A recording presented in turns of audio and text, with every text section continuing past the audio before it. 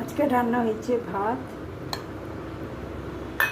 পটল ভাজা, আর রান্না হয়েছে যে মাছের ঝোল পটল দিয়ে মাখা মাখা, আর হয়েছে ঝিঙে দিয়ে মুগ ডাল।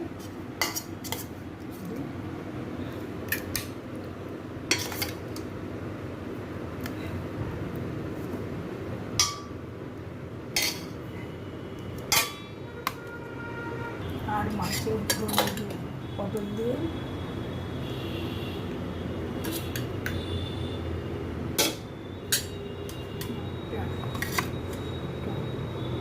আর আছে সব রকম সবজি দিয়ে চচ্চড়ি, অল্প করে নেব, রাতে খাবো।